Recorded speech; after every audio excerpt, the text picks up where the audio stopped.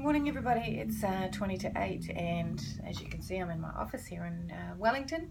So today's Wednesday, which means that I have Education and Science Select Committee, and basically we've finished hearing all the submissions to the Education Update Amendment Bill, and so the officials will come in with a draft report and put that on the table, and then the committee will have discussion around whether they feel that the report encapsulates the submissions that we've heard and received, written and oral, and also encapsulates the recommendations, encapsulate what we think we should be suggesting the government do with regard to that piece of legislation.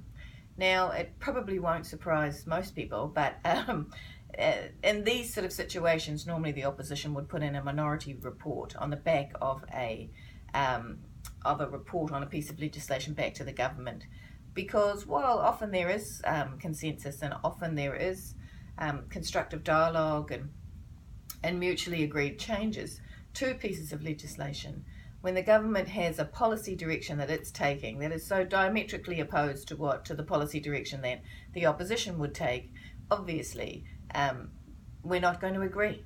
So any piece of legislation for changes to happen has to have a majority of the Select Committee to go out and to be returned back into Parliament with those changes.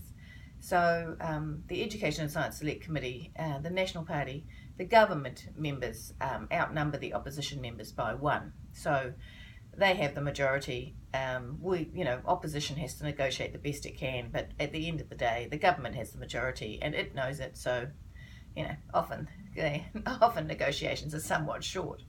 Hey, I just wanted to point out, you see this board here behind me. So what this is this is my number one KPI, and I decided on my number one KPI this term when I came back in, and it was to make. I decided that however long I was going to be here in this job, that I would, I would judge my success or failure on the number of New Zealanders that myself and my staff had been able to help with difficulties that they had with government departments.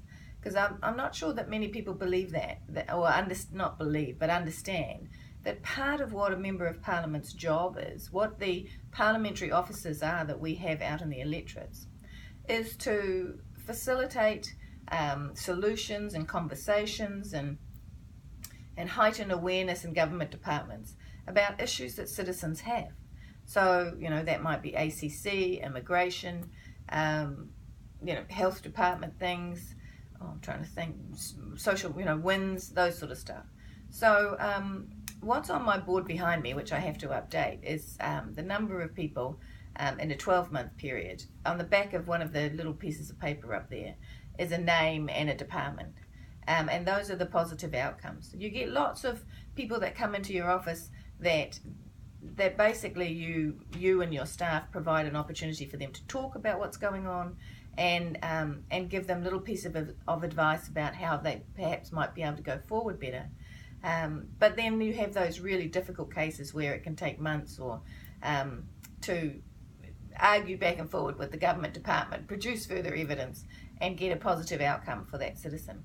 So that's what that board is. It's my number one KPI. It's a very big visual aid for me when I'm sitting at my desk as to what I set for myself as my number one goal here was to help as many people as possible in the time frame that I had. Okay, have a good day. Bye-bye.